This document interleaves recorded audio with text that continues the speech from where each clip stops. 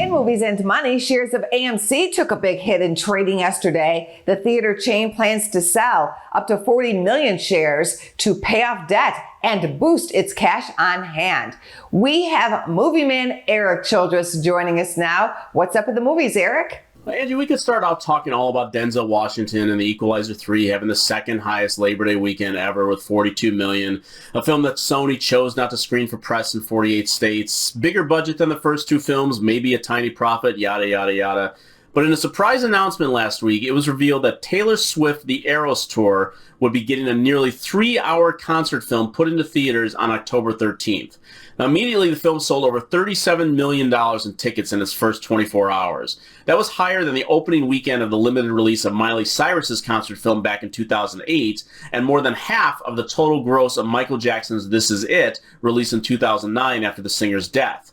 This sent shockwaves onto the fall schedule as immediately the film that I expected to be the highest grossing of the season, David Gordon Green's The Exorcist Believer, moved off its Friday the 13th date and back to October 6th. The Hilary Swank drama, Ordinary Angels, moved off the schedule entirely. Now, to top it all off, this is being put out by the distribution arm of AMC Theaters, and studios have no control over it and won't see a dime. Clearly, we will be monitoring this going forward because this is going to be the next big box office story this year, and it could very well outgross everything that comes after it the rest of the year, too. Fans of The Nun and My Big Fat Greek Wedding have something to look forward to this weekend. Here's a quick look at My Big Fat Greek Wedding 3.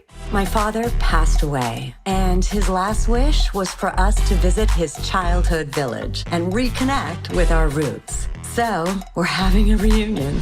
We're going to Greece. Oh, yeah. Which one wins at the box office, Erik? Now, The Nun 2 is likely to lead the way, though, as the first film, a spin-off of the Conjuring universe, has the fourth highest September opening of all time with 53 million. I'm expecting something along the line of the low 30s this time, which will be plenty to win the weekend. Now, though it will likely not end up in the 100 million camp, the modestly budgeted film should end up turning a nice profit. Of course, My Big Fat Greek Wedding is one of the great box office success stories of all time when it went from a very limited release to a gross of over 241 million. The sequel, released 14 years later in 2016, did okay, making just under 60 million and still amounting to a success.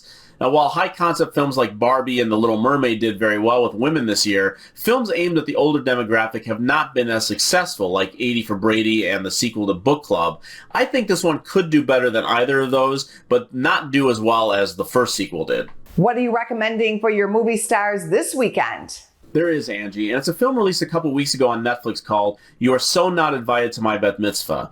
And one look at the cast, and you may think this is just another celebrity family Nepo project, but it's not. The family is that of Adam Sandler, who appears as the father of the lead character, played by his daughter Sunny, who is on the verge of planning her dream celebration of adulthood along with her best friend, when a boy comes between them and shakes the foundation of their friendship.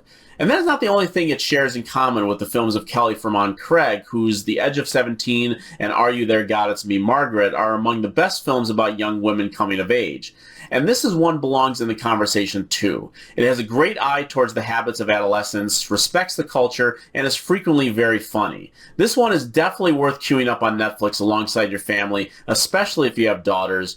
And if you're looking for more upcoming recommendations, stay tuned for next week when I'll have a full report from the Toronto Film Festival. Thank you, Erik, and safe travels to Toronto for the film festival. Thank you, Angie. Go to businessfirstam.com for where to see our show on TV.